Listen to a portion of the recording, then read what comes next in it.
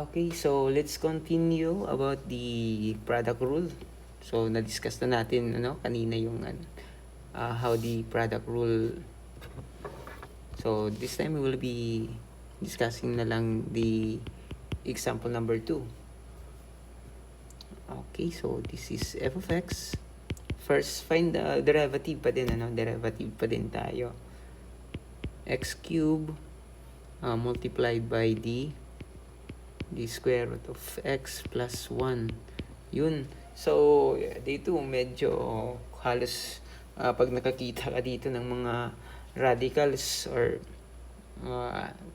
square root, so talagang kinakabahan na kayo, no? So, huwag kayong kabahan, relax lang. So, yung the basic rules pa din is, pag nakita kayo ng radicals, huwag kayong magpanic. Gawin mo lang into exponential form para hindi ka masyadong kabahan. Pag nakita ka ng radicals, gawin mo lang in exponential form. Okay, so ibig sabihin nakaseparate na natin. So this would be our first term and this is our second term. Okay, so gawin natin ulit dito sa kabila. Gawin natin, this is our f of x is equal to x cube. Okay, so f prime of x, that is 3x squared. Okay, so next naman is the g of x. So our g of x is equal to okay, ito na yung magiging g of x natin, plus 1, x raised to 1 half plus 1. So yung g prime of x natin, that is bababa yung 1 half, tapos 1 half minus 1. So tapos ito magiging 0 na yan. Derivative of that is 0. So g prime of x is equal to 1 half x. So 1 half minus 1, that is negative 1 half. Okay? So that is negative 1 half. So okay na yan. Tapos na ang laban. Or pwede mo naman din ito, pwede mo nang simplify yung g prime. Pero kahit hindi muna, wag muna natin i-simplify. Ipasok na lang muna natin kaagad dito sa loob para mamaya na tayo mag-simplify, para hindi tayo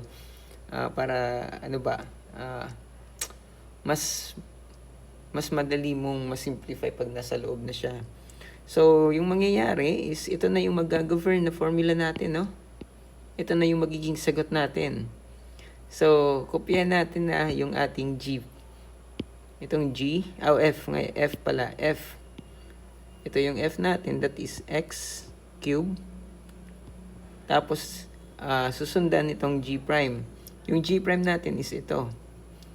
Okay, so that is 1 half x raised to 1 half. So, kaya hindi muna natin dito sinimplify para dito tayo mag-simplify once na i-multiply na natin doon. Okay, I hope na gets nyo yan, nakuha nyo yan, naintindihan nyo yan. Tapos sunod natin is the g of x. So what is our g of x? Ito yung g of x natin eh. That is x raised to 1 half plus 1. Tapos yung f prime of x natin is ito, times 3x squared. So madali na lang, wala nang kahirap-hirap to.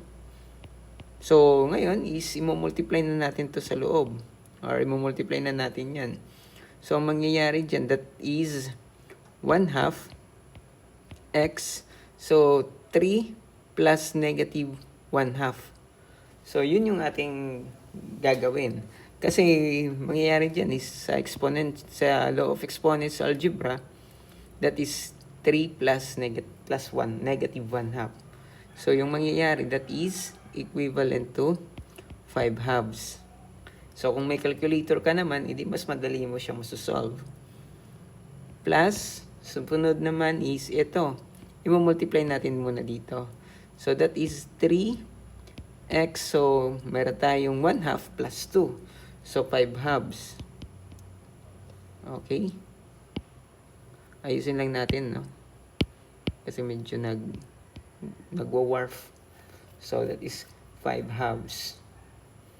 And then, Ito naman is i-multiply natin dito. That is 3x squared.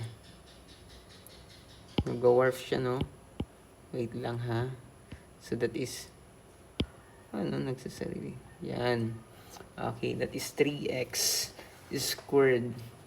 So, if ever na may na-miss tayo dito, so that is 3. Gamitin muna ako ng calculator ha to check ng x1. So, okay.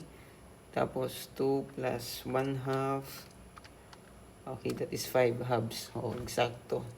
Okay, so next thing to do is, kasi ito, similar term pa to.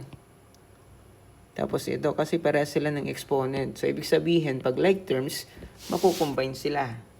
So, we have, ibig sabihin, ito lang yung magiging itsura niya. Ang i-add natin, yung 3 plus 1 half. Diba? So, kasi yung exponent, kopya na yan. So, ibig sabihin, 3 plus 1 half, that is 7 halves. 7 halves, tapos kopya na natin ito. Okay, plus 3x squared. So, dito tayo mag-final answer. Kasi that is the simplest form na. Ito na yung pinaka-simple na form niya. So, madali lang tandaan yung ating product rule. So, it's either nasa sa inyo kung pwede nyong gamitin ka agad ito ng rekta dito, direkta sa equation, or pwede ka rin mag-ganito muna. Para madali mo siyang, para yung gagawin mo na lang is substitution. Isa-substitute mo na lang yung mga values based on the formula. Pwede din yan, wala kang magiging, dyan. As long as yung pag-derivatives mo dito is tama. Mas okay nga to kasi at least yung na-derivative mo is hindi siya masyadong magulo. Hindi kaya masyadong maguguluhan.